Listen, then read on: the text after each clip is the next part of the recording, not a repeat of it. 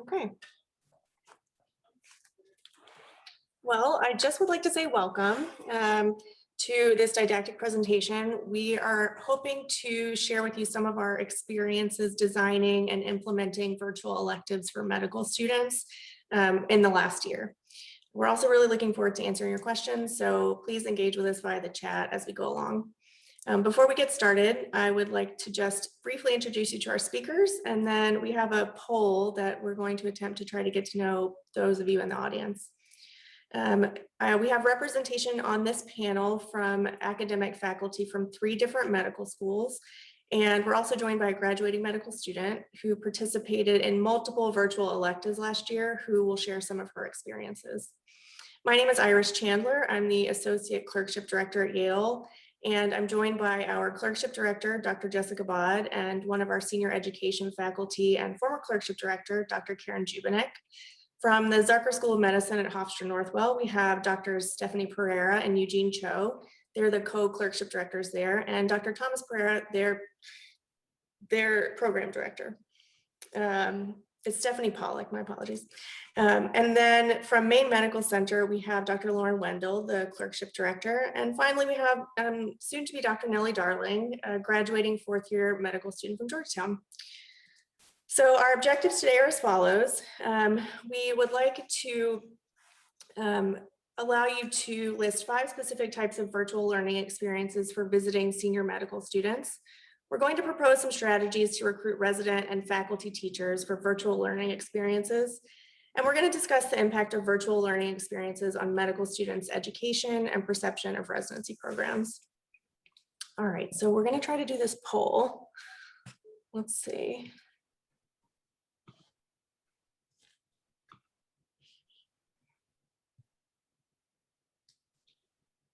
Andrea, do you think, can you do it or do I need to do it? There you go.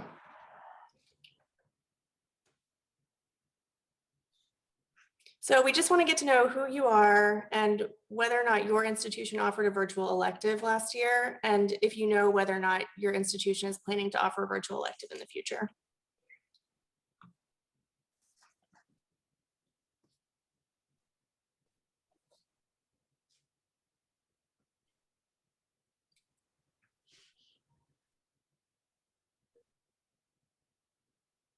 Okay.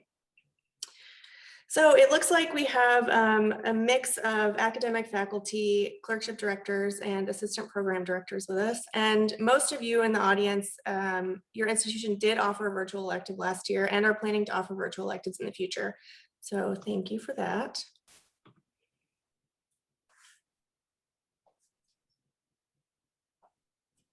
Okay.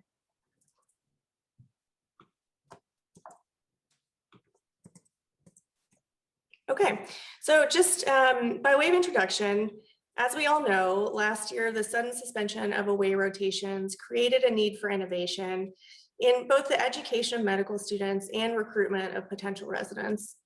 Many of us in leadership positions turned to the idea of virtual electives, but there was very little published information on how to go about creating and implementing these, aside from some descriptions of surgery experiences via video, where the students would sort of be video ported into the operating room to watch surgeries.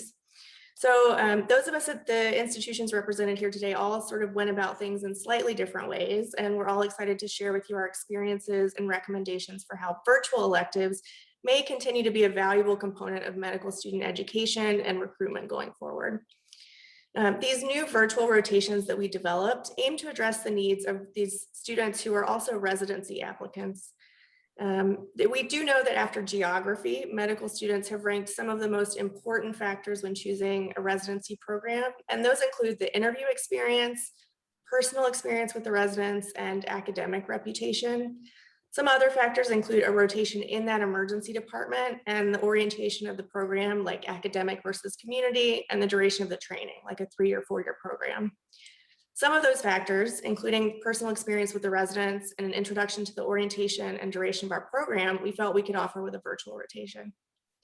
So now I'd like to turn things over to Drs. Bod and Wendell, who will give an overview of the pedagogical approach to developing a virtual elective.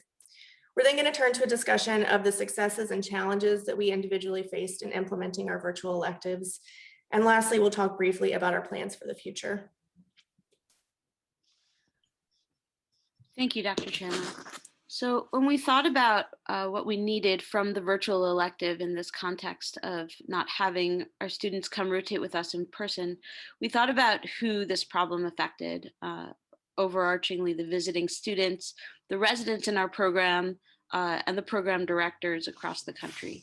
We thought about the general needs that a program might have and try to address with a virtual elective, such as additioning potential residents in the program, the residents who may wish to meet potential junior residents and think about how they might fit into the program, the program director's desire to showcase program strengths, and of course, all of us as educators wanting to train future EM residents and advance our educational mission.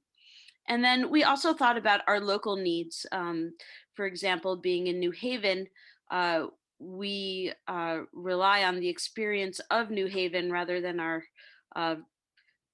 verbal reputation to show the great points of our city. So we thought about how we could replicate some of that virtually and to communicate how excited we are about New Haven as a place to train. And we also have a local commitment to diversity, and we thought about how diversity recruitment might fit in to the design of a virtual elective.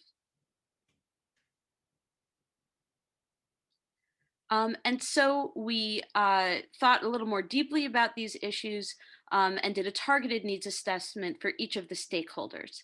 So when we thought about the students, we thought, well, what are the students trying to get out of this? And first and foremost is EM content. You know, they want to learn, and they want to learn from a variety of institutions and different ways of doing things in EM.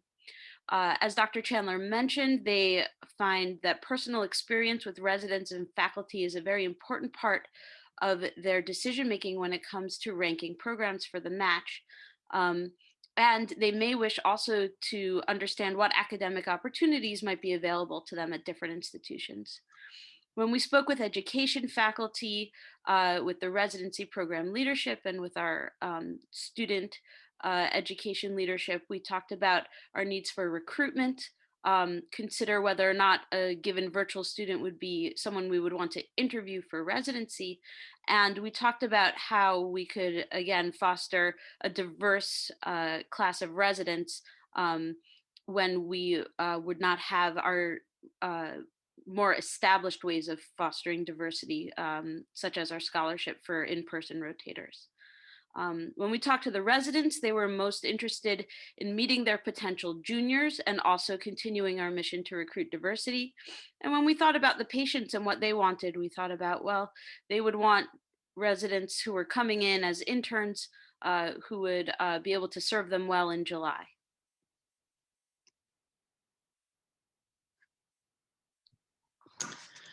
In terms of developing a curriculum for a virtual rotation, there's several factors that we all had to consider that there was really no framework for before this time. Number one being the length of the rotation. Most of us chose between a 2 or a 4 week rotation length, but there are some that were just a few days or as short as a week. The other issue was deciding how many spots to offer. So what would be the right number of students to have in an online format where you could have good discussion and every student would have the ability to speak up when they wanted to, but without it being too crowded. And then what resources are you going to use? So fortunately, some of the bigger stakeholders in online medical education, such as Allium and foundations, released some curriculum that could be augmented into a virtual curriculum, such as the Bridges curriculum and foundations. But you may also find some existing resources in your own residency didactics that have been pre-recorded or in your medical school curriculum. And then what new content would you need to create to promote recruitment to your residency, to also involve online virtual ultrasound case review, for example, or for virtual sim, for example? Would you have to create that new content? And then lastly, assessment. It was really unclear how we were going to assess the students. We were advised by CORD not to document a SLO for the students, but how would you assess these students? Would it be based on case presentations that they did, or just participation and enthusiasm? And then lastly is implementation. So how are you going to roll this out? So in terms of a platform, I believe most of us use Zoom, but there may be some other online video platforms that you could use. Scheduling, again, was variable amongst different sites.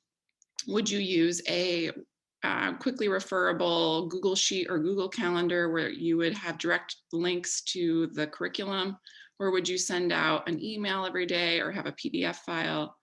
And then lastly, and probably the most important, is the manpower. How are you going to teach this curriculum? Who is going to teach the curriculum? How are you going to incentivize folks to participate in teaching the curriculum? And I think we'll all touch upon that, because I think that's probably the most important aspect of implementing this type of curriculum.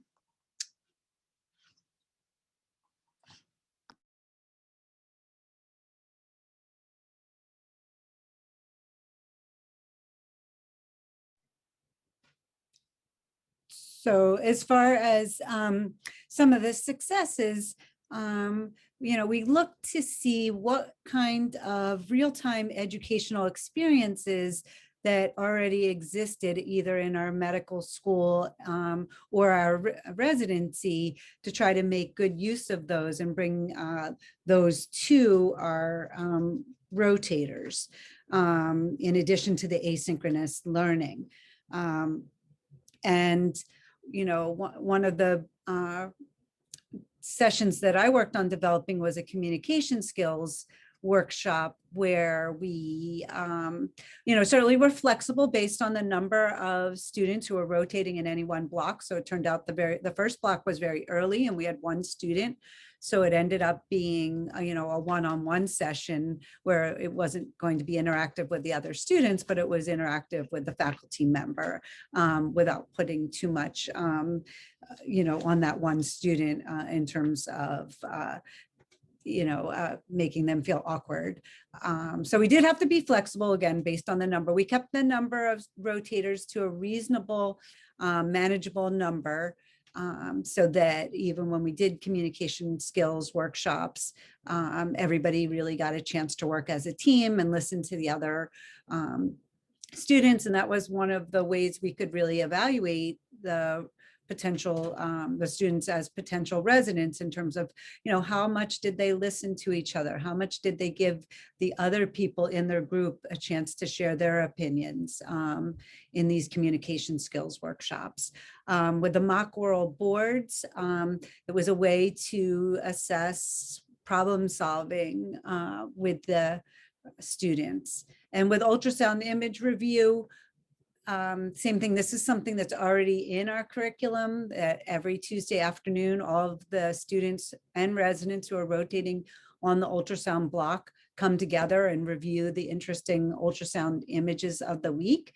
And so this was something that we were able to incorporate without too much trouble. And again, students typically would not be put on the spot, but would be able to volunteer and give their impressions of ultrasounds.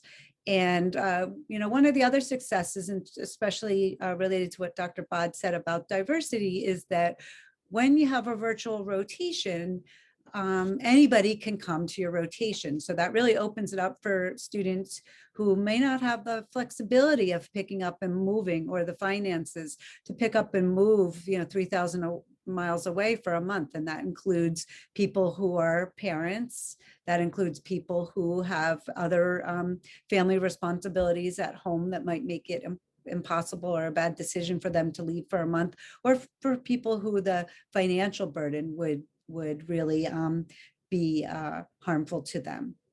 So that was some of the things that we found as far as successes. And, it wasn't in a 1 month rotation, it was something where we really could get a good sense of their teamwork, as well as their ability to show up on time, and their ability to interact both with each other, as well as with the residents and faculty. Next. So at Hofstra Northwell, we had several successful aspects to the rotation, some of which were pretty unique as well. We incorporated virtual simulation into our rotation. We recruited our simulation fellows to help us create a virtual sim experience with our students. During this experience, the students would run through clinical scenarios and we would be sharing multiple screens. Students were provided with a live sim man, a dynamic vital signs monitor, and real-time test results. So this was a great way to actively run through cases with them and to debrief following that. We also included a home procedure lab where we sent students care packages at the beginning of their rotation that had suture supplies. And then a resident would guide the students through suturing chicken skin to the meat at home. And we got really good feedback on this session, and it was actually a pretty fun way for the residents to spend time with our students. We found that the 2-week rotation length was ideal. We thought it was a good amount of time to get to know our students, and it was not too challenging to fill the calendar with novel session topics and formats each day. We utilized breakout rooms in Zoom, and here we got to play the role of patient and actually observe our students taking a full history. And this is something we don't always have the time to do while having a student rotate with us in our busy ED. So this was a great way to give feedback to our students in their history taking skills in real time. Overall, we found the virtual rotation to be a great recruiting tool. We got a good sense of who our students were, and they got to meet a good number of our faculty members. About 25% of our incoming resident class next year is made up of our virtual students from last year. In Maine, we found a few successes that might work for others. Was we offered a med ed elective for our 3rd-year residents who were looking for elective time, especially during a time where they weren't allowed to travel typically.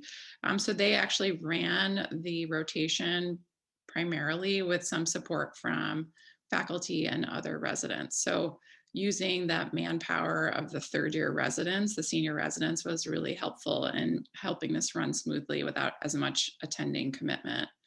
The other things that we found most successful were, this was really supposed to showcase our resident culture and allow the students to have a window into that. So there were a lot of mentorship events that the virtual students found very helpful in terms of understanding what Maine Med residency would be and feel like. So we found those to be the most useful recruiting tool, so to speak. And also along the lines with other programs, we matched approximately 20% of our intern class from our virtual rotators.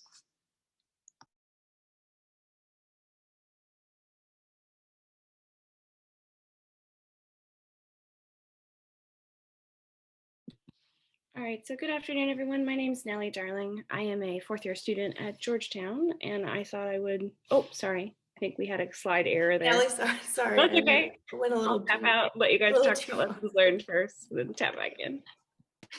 Yeah.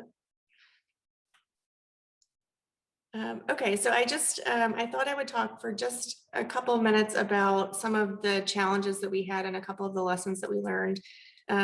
One of the things that we tried to do was to integrate our students into morning report. So most mornings of the week, one of our PGY4 residents leads a brief morning report didactic in the emergency department. And all of the students and residents who are in the department at the time come together for this didactic. And we had tried to get the visiting virtual students to Zoom into this session.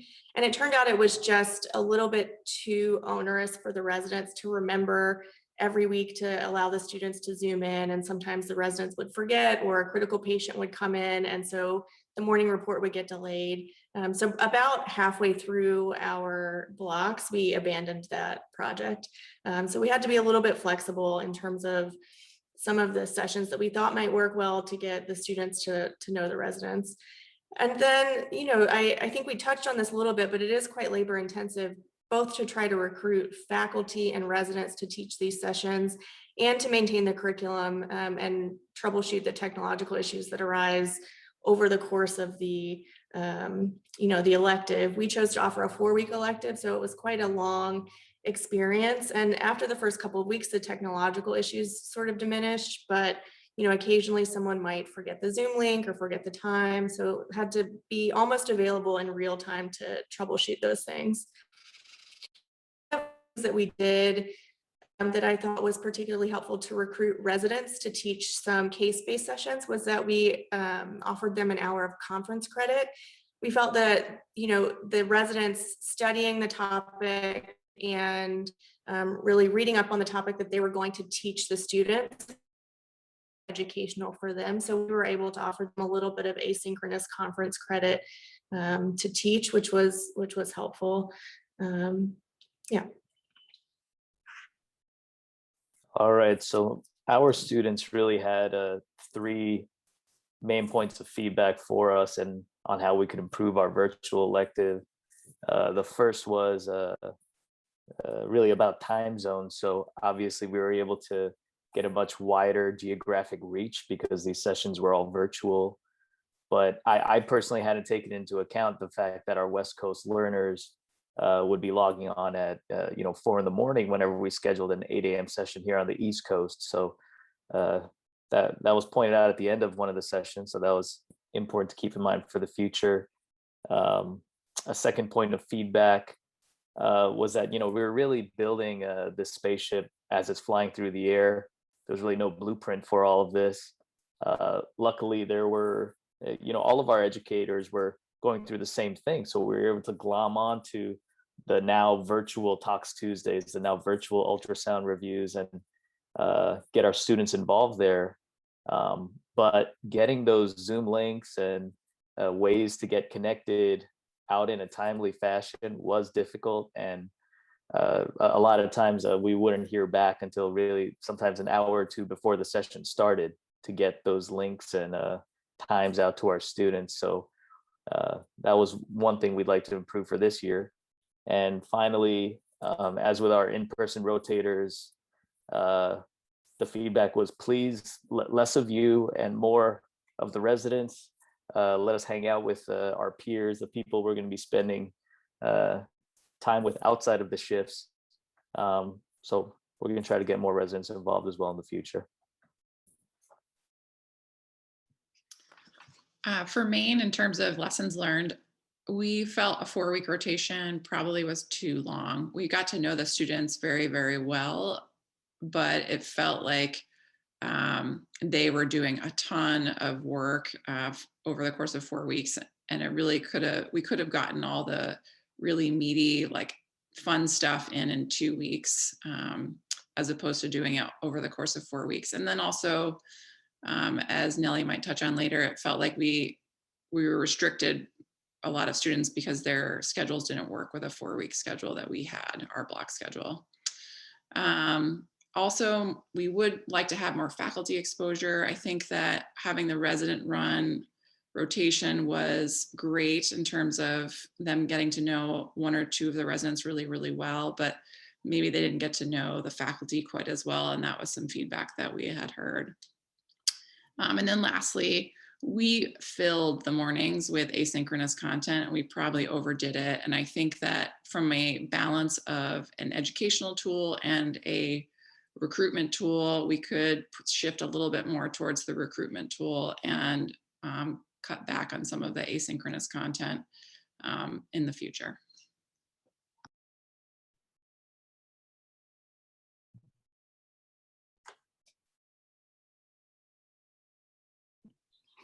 All right, so I'll tap back in.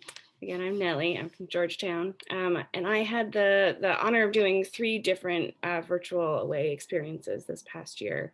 So I just wanted to share, got 3 slides here just to share some of my thoughts on my experience. And I'll start by just talking about what I initially considered when I was trying to figure out which aways to do. And the first one, like Dr. Wendell just mentioned, was the duration and does it fit into my schedule here at Georgetown. So Georgetown works on those 1-month blocks that typically start on the 1st of the month. For other schools that had a calendar that didn't align with that, it made that a little bit challenging. And one of the things that myself and a lot of other students would do we would wrap our study months or our research months or our research weeks around these virtual experiences to make sure that we could, sync back in with our at-home institution schedule. So just being very clear and upfront about, what dates would be offered and what sort of duration they would be was something I considered. The next thing that I was also working on at the same time as my aways was studying for my board exams, my step 2 exams. So knowing that I would be both studying and also trying to, perform during this AI experience was just something I considered. So how much time commitment would I be expected to, give during these aways was something that I took into account. And then lastly, just since this past year's experience was a little bit unique with COVID, in that if the in-person elective was canceled, did that automatically mean that I was enrolled in the away that was virtual? Did I have to reapply? Would I have to reapply in a separate format? Would I have to then pay to reapply a second time? So just there were a lot of questions that came up during that experience about what is the application process for a virtual away and how is it different from the in-person away? I expect this will be a little different this year since most students are required to do at least one in-person and then the virtual away experiences are optional, but at least making it clear on your various websites is something that I would definitely recommend because that was something I struggled with last year. Next slide, please. So I just got a couple of thoughts here on things that I really enjoyed and then things that I struggled with during my 3 different rotations. First, I'll start with the highlights. So things that I really enjoyed all surrounded sort of a virtual, visual experience. So things that worked well via Zoom were things like simulation environments where there were EKGs or vitals on the screen, where a standardized patient was also in the Zoom room and I could chat with them or interact with them, like a normal conversation. That worked well in the Zoom environment. Similarly, that sort of engagement with an oral boards case worked well over Zoom. Also things that were, again, visual, like EKGs or ultrasound image reviews, that was really great in this particular, format. Lastly, I really enjoyed the time that I was able to spend with both residents and also folks who would become either my leadership or my mentors in the residency programs that I was looking at. I mean, my main goals here in doing these experiences was, one, to learn more about emergency medicine and get better at that particular content, but also to evaluate these programs. Did I like the people I was learning with, or did I like the way they were teaching me? Did I engage with that learning style? And did I like the people who would ultimately become my boss if I was able to match there for after medical school? So these opportunities to evaluate both residents, fellows, and my teachers, my educators was really useful. Lastly, just one thing that also worked well, again, with folks who are studying for boards at the same time, is that asynchronous learning or phone learning where it's not so structured. That was very helpful when I was able to juggle different responsibilities. Lastly, I just have a couple of things here that were areas I identified as room for improvement. Like I mentioned, the application process was really challenging last year. I'm sure some of those wrinkles will have been ironed out by this year, but just a suggestion to make it really crystal clear on your websites what's expected for an in-person away application and then what's expected for a virtual away application. I think overall, like I said, my goals were to try and get exposure to both residents and faculty. So this is just something I would highlight. So a nice balance of both content learning and also mentoring would be something that would be particularly useful. And then lastly, one of the ways that I did actually had a Google Calendar on their website of what would be expected, kind of like a template week, just so I could get a sense of both the time commitment and the types of content that I would be learning. That was really helpful. And I would suggest others, try to employ either a similar technique or just consider something like that to manage expectations, but also help advertise what your program offers. Next slide. So this is my last slide, just a couple of suggestions from my point of view. I really enjoyed the programs that were, I had 1 week experiences and 4 weeks. And I feel like that 2 week kind of middle of the road is really the ideal. Not only is that useful, like Dr. Wendell said, you get kind of a nice balance of exposure to faculty, but also content without, stretching it over a 4 week period. I will say the 2 week is also helpful for scheduling. If your schedule doesn't align with the applicant's home institution schedule, the 2 week is nice. I think the 4 week is useful if you're trying to incorporate some sort of letter of evaluation, like a virtual SLO, a VSLO, or a letter of rec. So obviously that there are pros and cons of both, but I think the 2 or the 4 week format is the way to go. just a point here about you could make your class size as large as you like, but when you try to do breakout rooms, I would recommend you keep them smaller than 5 if you're trying to get folks to really actively engage in a discussion or an activity. I've mentioned the application format before, so I'll skip over that. And then just, the idea of managing expectations up front, what sort of time commitment and what sort of assessment at the end is going to be offered, whether it's a slow or not. I can understand pros and cons for both, but just to be clear about that on your websites. And then lastly, to make sure there's both a balance of content and mentoring, and to make sure that we actually have adequate exposure to different faculty, not just the same faculty member who's kind of running that clerkship.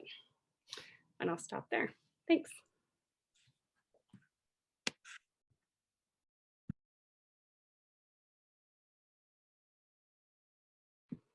Iris, I think you're muted.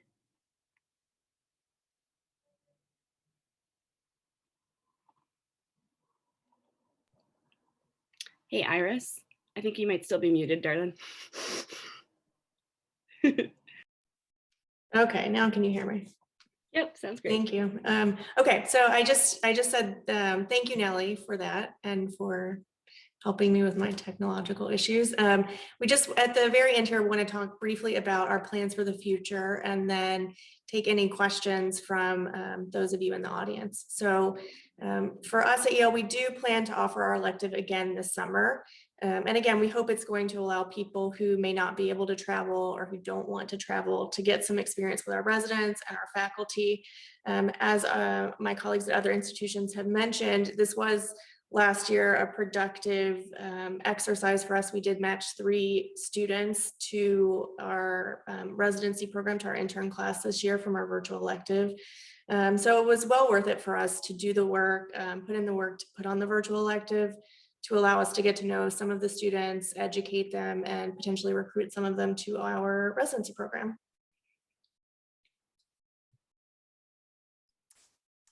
All right. Yes. So we also plan to offer the virtual rotation at Hofstra Northwell for this year. And honestly, I see it continuing in the future. Just as was pointed out, there are folks who have financial or geographic difficulty traveling these long distances. And our incoming intern class is probably our most geographically far-flung that we've had in recent years. 6 of our virtual rotators matched with us. So we'll see if they're as good as they seemed on Zoom. And yeah, hopefully in the future, we'll be able to increase our resident involvement. We had a couple informal happy hours that they seem to like. So maybe, we cobble some of that together. I'm sure our PD's happy to fund that, and we'll go from there.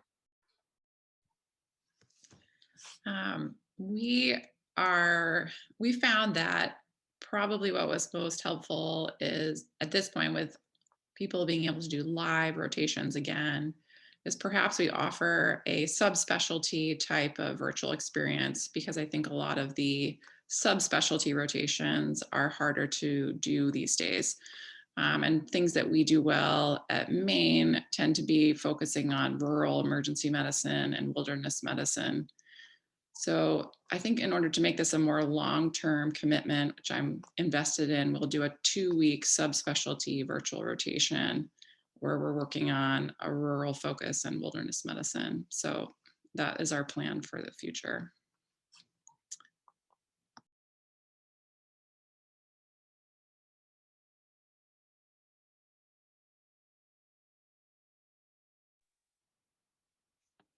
Dr. Chan, Yeah, I got it.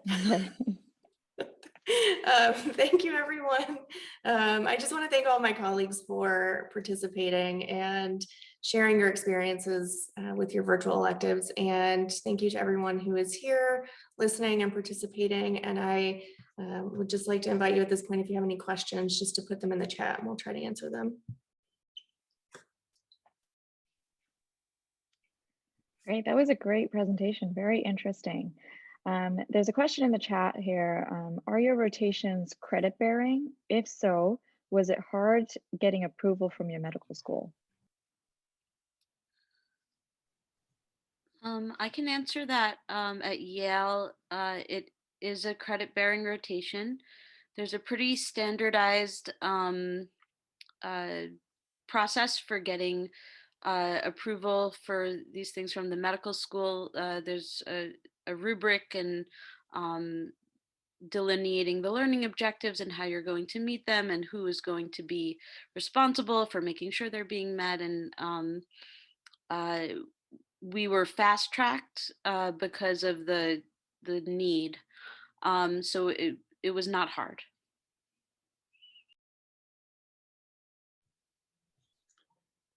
Similar at Hofstra. Hofstra was very much encouraging going to virtual electives, and the process went incredibly smoothly. Yeah, same for Maine. They offered a new clerkship application form for virtual rotations, and it was the easiest application form I've ever filled out. So I think they were very encouraging of the process. Hi, Dr. Gordon. I'll just mention that at Georgetown, the rule was that anything less than 2 weeks was not considered for credit. So I had to have either a 2-week or a 4-week for it to count for credit. My 1-week rotation that I did at Beth Israel was not for credit, just for learning.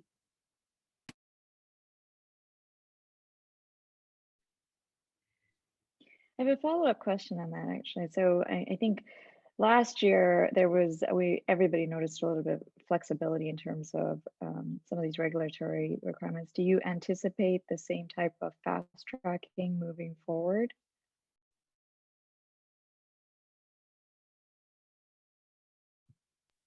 I've already submitted ours and they've approved it pretty quickly. So I think that these alternative learning platforms are going to be welcomed in the future. They might limit the number of virtual rotations that students can do so they have enough hands-on clinical exposure, but they definitely seem to be okay with them in the future.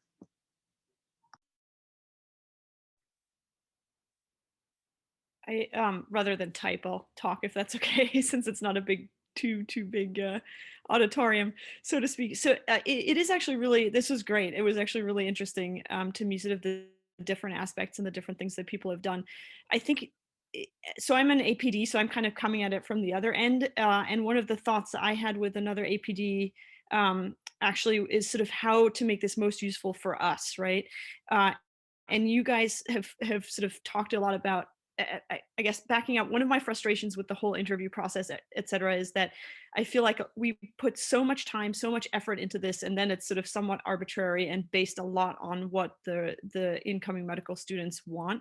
So I'm trying to figure out how you would play it in terms of faculty involvement, your time, effort, money, et cetera, to make it really worth your while to do this all over again, because I think it really does have a special place. And going forward too, I think the question is going to be, and it sort of speaks to the credit too, is like, what is the purpose going to be, right? Is it more for people to get to know you? I think the more we've all seen that, and you guys said it too, that the more people know you, the more likely you are to get sub-Is that have rotated with your program, et cetera. So if it's more to this, for the sake of people getting to know your program versus education, I think those are two very, very different goals. And sort of streamlining what your purpose is, I think, is also going to streamline how much time and effort, or what effort you put into it. And I wonder if any of you guys have thought of doing a survey or have some sort of way to gauge that sort of on a national level, because I think that may determine or help guide what you do in the future, whether you keep it up, and if so, in what format.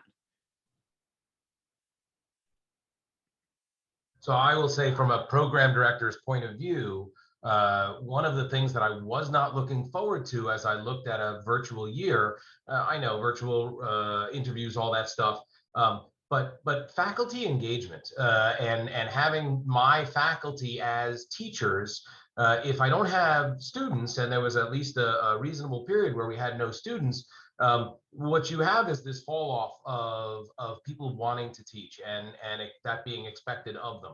So we do everything because we have many different outcomes. And of course, attracting people to our program was part of it, but nothing gets faculty more interested and involved than finding a new way to teach. I don't know if you were at CORD, but when I watched a lot of the CORD presentations, I was struck by the fact that people were not comfortable teaching on Zoom. Even after a year of teaching on Zoom, people were not comfortable. And I used this as an opportunity to make sure that all of my APDs and that everybody got comfortable with the teaching modalities that were the norm last year. And I think it helped the program in a lot of ways in terms of faculty growth. And so I think that was the question you were asking, so I just went with it. Yeah, I realize it's sort of a, there's a lot of facets that go into this. So yeah, and I mean, I think just sort of how are you going to figure out whether it's worth doing this, I guess, in the future, and how do you narrow down sort of the scope of what that is, especially because you have such a breadth of programs here. I think it's a great opportunity to discuss that, certainly. So Yeah, I think the students will vote with their feet going forward. We already have a decent number of applicants this coming year. Of course, the students are limited to one away rotation in any given specialty this year. But we need to also make these, certainly we feel like the proof was in the pudding in terms of being able to recruit 3 people, already. And, we'll just see going forward. I think, the big question will be once students are allowed to do, 2 or maybe even unlimited rotations, are there still going to be a significant number who feel like this provides a service to them? I think it certainly does to us. I mean, there were students, who we could, we loved because we could tell they're great team players and they were smart and they were interactive. And likewise, there were some students who couldn't get themselves on Zoom by 9 a.m., even though they were on the East Coast.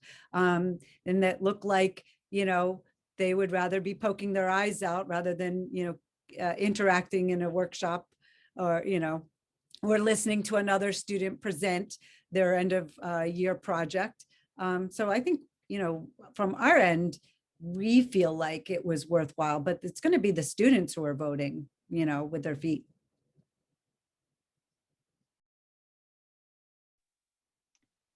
There's another question in the chat, which I second that question. It's an interesting question. The 20% return of investment rate is impressive. How does that compare to your historic return rate for in-person rotations? Pretty similar. We would generally get 3 student rotators on average for our incoming class for people who'd rotated here. Some years, right? Just some years more, some years less, but 3 seemed like a very good yield.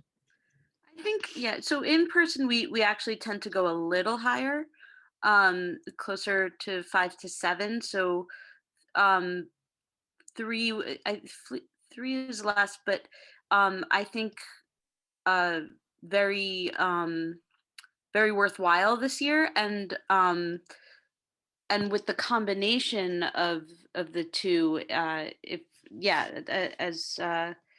as was just mentioned, if we can make that additive and bring in from both streams, I think that would be great.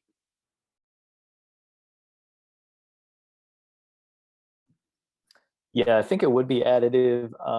So for our percentage, I guess ours would be like 30% of our incoming class would be virtual rotators. And I think, so that was like 6 virtual rotators and 5 in-person rotators. So our home institution of Hofstra University and also a couple surrounding schools that don't have home EM programs. So I do think it would be additive. Tom, I'm not sure what the actual numbers are on in-person rotators who matched into our program in non-pandemic years. I would hazard a guess, probably around 60%. Yeah. So I would say that we come pretty close to half every year with our rotators, and so when we weren't going to have rotators, that was one of our biggest concerns, and I think that this rotation really helped us.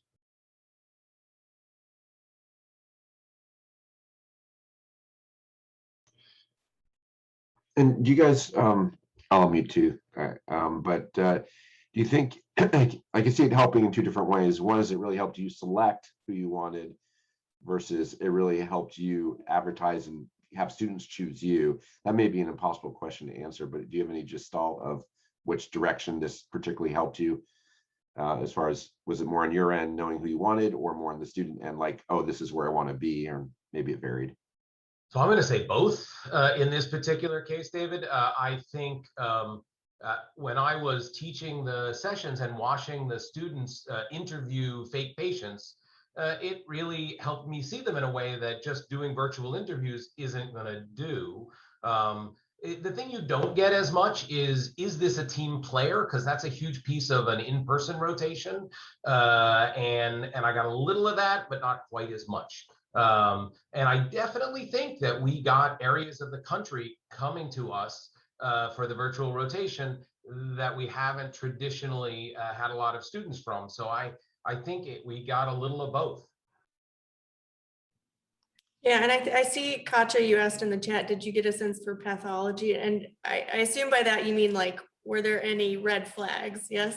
And I think Karen alluded to this, but just to be very clear, The classic, like when people is yes. people come to interview and they're mean to the coordinator, you know, stuff like that you kind of lose. But sorry. Yes, I mean, I would say I taught quite a few sessions, and as did Karen and Jess. So I think we all got a really good sense, more than we expected, for who they were as people. And I can still remember one student in particular who was one of those students who I thought like, oh no.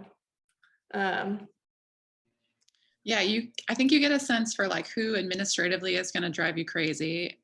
And then you also get a sense of who plays well in the sandbox. Like, I think that those are two things that you look for future residents. And you can't really get a sense of that from a Zoom interview. And it's usually not on their CV or their application anywhere. So from that sense, I think you do get a little preview. Yeah. Yeah, I was worried that I wouldn't get to know these students in 2 weeks. I would say after about 2 hours of didactic time with them, I already knew who I liked and who I was like, I don't want to talk to you anymore. So yeah, you pick up on it pretty quick. It's a two-way thing. It's like a 2-week long interview for these rotators, but it's also, yeah, like they get to see us for 2 weeks too. So I'm well aware they're evaluating me and seeing what I'm like as an educator, and I represent the culture of my program. So it goes both ways. Yeah, which is fascinating, right? Like, I feel like if you had a bunch of medical students in here, they'd be freaking out right now about hearing this. But vice versa, I think a lot of times I feel like everything from our end is more of a sales pitch to them than the other way around. So it's interesting. Yeah, I think the challenge going forward is going to be able to, get more faculty members involved, especially at the highest levels. I mean, it would be great if the chair came in and sat in on the final presentations, for example, or if the program director would do that. And, everybody's really busy and it's just asking for, 1 more hour here, 1 more hour there. But I think going forward, that would be a way that students who maybe did one of these rotations and then, noticed that the faculty involvement was limited to very junior faculty or something. One thing that we did do was a financial and career day, like Zoom, and that is a great way to get your chair because they love talking about money. So I think that if you have something like that, they would show up and love to give their advice. So that's my little tip.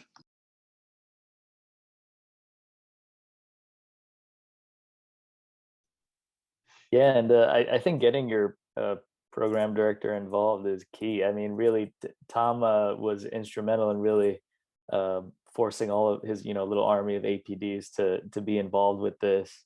We do appreciate that, but that did make it so that we really had a lot of faculty involved, and I hope that continues this year. Thanks, Tom.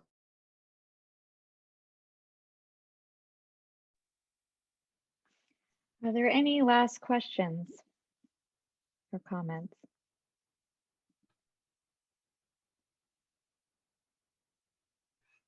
Did any of you also, outside your rotations, just hold big virtual events that were more informational, like you just had people come for an hour talk just to learn about your program on top of these virtual rotations? And if you have any opinion if those are effective or well received on top of these rotations? We certainly did. We actually reached out to probably a total of 8 different medical schools at the beginning of the virtual season to just sort of say, hey, this is going to be a weird year. Let's talk about emergency medicine.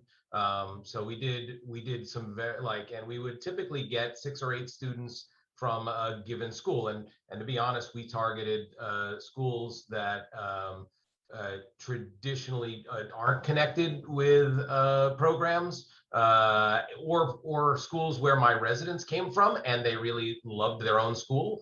I found those events were actually quite great advertising for us. And then as most programs did, we took advantage of all of the different virtual hangout stuff that was going on throughout, SAM and CORD and RAMS, and a lot of these people were doing events, and we made sure that we were involved in a lot of them. It was a year where you had to put in a lot of time in this active recruiting, much more so than maybe the rut that we were in before. And I think we're going to do them all again this year, as exhausting as they were last year. From the student side of things, I work in the dean's office here at Yale. And so from the student side of things, students applying in things in specialties like ENT and ortho and things, they actually found it somewhat overwhelming because they felt like they had to go to all these events and that somebody was taking attendance. And if they didn't go, that could hurt them. So that was exhausting from their end. So whatever we could do going forward, I think it's got to be a good balance of not too much. But, there obviously makes sense to do some of this, especially if it's going to be a virtual interview season again. And I think also, like, just sort of speaking to the needs assessment, there's a lot of things that we want to accomplish, and advertising is really only one of them. So I wouldn't, I wouldn't swap out the ability to teach students who wouldn't otherwise get to come, or the ability to get to know them for recruitment purposes, in the name of advertising. I would agree with that. Just from the student side, I think I went to maybe 40 or 50 of those sort of large scale events. And after a while, they start to blend together. And I think they're useful for me to see the faculty and see how they interact with each other and see how they teach or present, that sort of thing. But I, just like Karen mentioned, I wasn't sure how useful they were for you guys. Like, did you note that I was attending? Was that useful for me to, spend 3 hours there? Or was it useful, would an hour maybe have been better, not like a full day sort of workshop? I'm not sure I know the right answer here, but I will say it was very confusing on my end of what the purpose of those was, aside from just to get a sense of who are these faculty, which I'm not sure how different that is from just like an hour happy hour sort of thing with the, the clerkship leadership.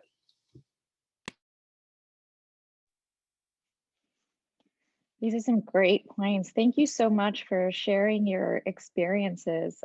It was really interesting to hear about how you pivoted in an unexpected pandemic virtual world and your takeaways. And I think it's definitely food for thought for the rest of us.